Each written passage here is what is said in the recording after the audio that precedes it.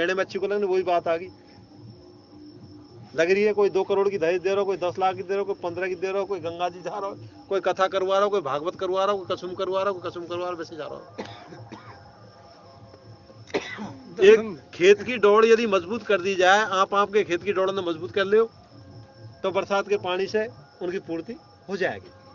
और खेतन की डोर सब टूट रही है, ऊपर के खेत को पानी आयो, दूसरे पे आयो, अब दूसरे बदन झलेगा बाको, अब दोनों को बदन तीसरे पुन झले, तीनों को बदन चौथे पुन झले और खेतन के नड़े पड़ जाएंगे।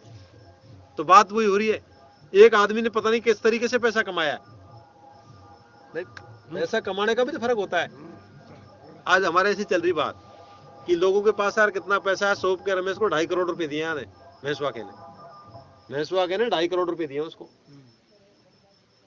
तो मैंने कहा यार नौकरी ईमानदारी से आदमी जब नौकरी करता है तो बच्चों का पालन पोषण ही कर सकता है, ढंग से सुख सुविधा भोगे तो सर नौकरी में से तो केवल खर्चा पानी चल सकता है।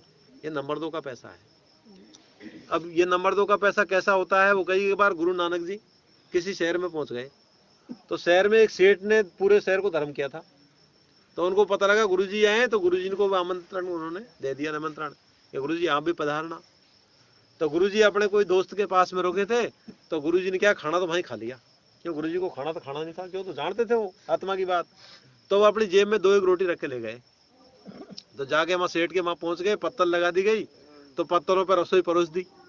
तो नानक जी कह रहे हैं अरे सेठ ये क्या कर दिया, घोर अनर्थ, मैं तो शाकाहारी हूँ, तूने मांस परोस दिया। एक महाराज किसी बात कर रहे हो, मिठाई है, अरे यार तुझे मिठाई नजर आ रही है, मुझे तो मांस के बोटे नजर आ रहे हैं, कि महाराज ऐसे कैसे हो सकता है। तो गुरुजी ने अपनी शक्ति के बल पर जेब में से रोटी निकाली और एक हाथ में तो रोटी और एक हाथ में लड्डू जलेबी ले लिए।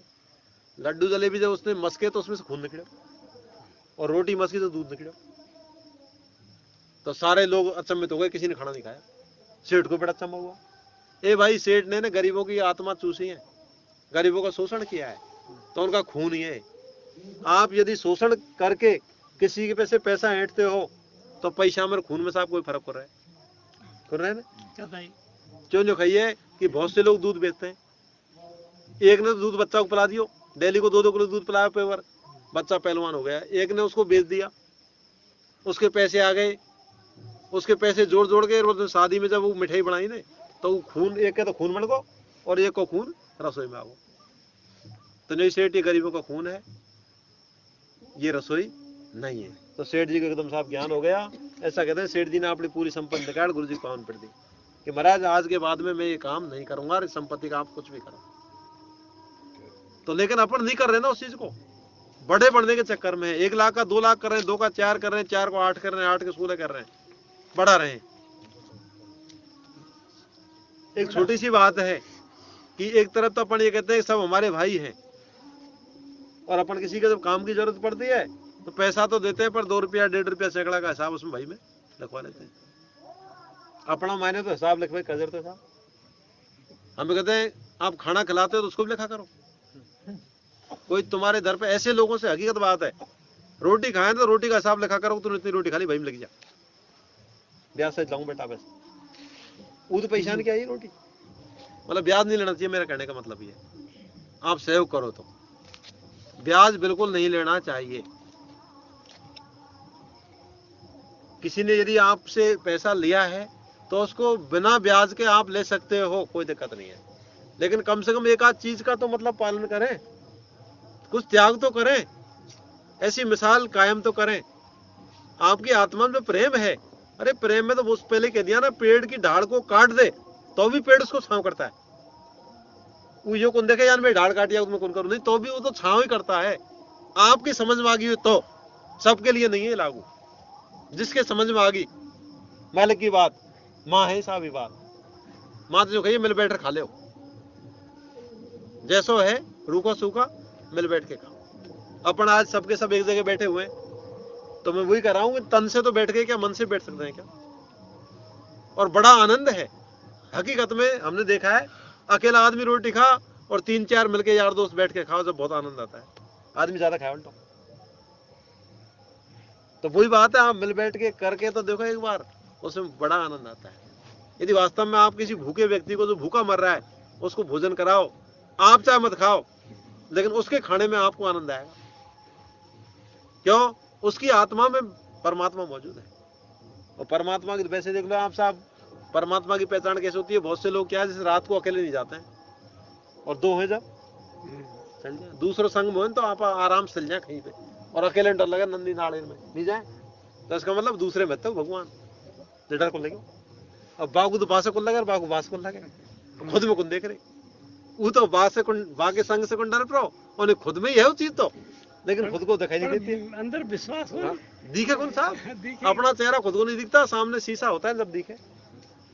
पर बात तो होगी ना कि एक बार की बात है, कोई व्यक्ति के काड़ा लगो ललाड़ के, तो काड़ा लग गया, तो वो क्या है, कांच में देख रहा था, तो कांच रगड़ो धरती में जोर जोर से, और देखे जब रगड़ा लगे ना कांच में, जब कम पड़े कसू, और एक हाथ छूटे होते थोड़ा थोड़ा, तो और रगड़े जोर से। एक पंडित जी जा रहे हैं, तो पंडित, अरे भैया क्या कर रहे हो तू? अरे एक महाराज बड़ा कांच में काड़ा लग रहा, छूट कर दिया। बड़ा बेवकूफ है साला, काड़ा तो खुद के लग रहा है, तो कांच रगड़ रहे हैं। तो माने क्या है, कहते हैं पंडित लोग होते हैं वो चतुर होते हैं, तो उसने थोड़ा सा भरम रख दिया, तू ऐसा कर जो भाई पानी में नहा के आ, साबुन से नहा के आना, अपने पूरे शरीर को पोंछ लेना, सब शरीर को, और कांच को काढ़ो, मिट जाएगा। अब भरम रख दियो साहब, न्यो कर काढ़ो तेरे लाड़ पे, तू नहा जब मिटेगा, नहीं तेरे नावे से कांच काढ़ो मिटेगा, जब का खे मुँह जुआ जब तेरे भलो होगा, ये तो कहे पंडित जुआ जब तेरे भलो होगा, भलो तेरे हो रहा है, भरम में से रखे नहीं, तेरे नावे से कांच को काढ़ो छूट सके, तो पंडित महात्मा ने जुआओगे तुम्हारो कलंक कट सके। जबकि गुरु जो होते हैं, पहले कह दिया, गुरु माँ बाप होते हैं, वो बच्चे की व्यवस्था पहले करते हैं, खुद चाहे भूखे। अब ये तो क्या आपका तो लगता है बस ये सपना, राम नाम जपना, पराया माल अपना। इनका तो ये है कि सतराम बोलो, शेर में 3 पाई भल नहीं तो लो, पर नाम भगवान को ले, बेईमानी करो भले खूब। जबकि माम ने कही है कि बेईमानी का त्याग कर दो, अवगुणों का त्याग कर दो, गलत रास्ते को छोड़ दो, तो वही राम का नाम है। मुंह से लेने की कोई जरूरत नहीं है। पहले कही ना, आनंद रहित सकल रस भोगी, बिन पानी बक्ता बढ़ जाओगी। बिना बोले हुए भी बहुत बड़ा बक्ता बन सकता है कर्म से। एक पहलवान जब कुश्ती लड़ता है तो अपने मुंह से नहीं कहता कि मैं बहुत तगड़ा पहलवान हूँ, लेकिन देखने वाले अपना आप कहते जाएंगे हैं, वो अपना प्रतिष्ठान किया कर्म से, बिना बोले, और बहुत बड़ा वक्ता बन गया। तो आदमी कर्म से, कर्म करना है, और दूसरे पे करवाना नहीं है, स्वयं करना है। कि डोगरी का है जम और गांव के बताए डोले नहीं, मर्डो डोगरी को पड़ेगा, इधर उधर कहने की कोई जरूरत नहीं है। जो बात हम कह रहे हैं उस कर्म पे हमको चलना पड़ेगा। हम चलेंगे जब लोग देखेंगे। हमारे देश में देखा देखी ज्यादा है, ज्ञान तो बड़े को होगा, और देखा देखी यहाँ चल रही है। देखा देखी थे साहब, मैं स्कूल में बच्चियों से पूछता हूँ, बेटा तुमने ये नाक और कान में सिस्टम क्यों पहन रखा है, कोई विशेषता? तो वो देखा देखी उनके डोगरी फेरे, माँ बाप मतलब उन्होंने देखा है अपने ऐसों को। मैंने तुमने कभी इसका मतलब इसके ऊपर विचार नहीं किया? नाक कान किसके काटे जाते हैं? कट पीस का कपड़ा बट्टे से जाता है, मिल से जो कपड़ा जिसमें फ्रेश होता है वो पूरी कीमत में जाता है, और कट पीस का माल होता है उसके बट्टा लग जाता है, तो मट्ठे माल के लगते हैं बट्टे। नाक कान कट के नकटो बूचो सबसे ऊंचो, इसलिए तुम्हारा बट्टा लग रहा है, इसलिए तुमको तुम्हारे घर वालों को है ना 2-2 लाख 4-4 लाख 10 लाख देने पड़ रहे हैं।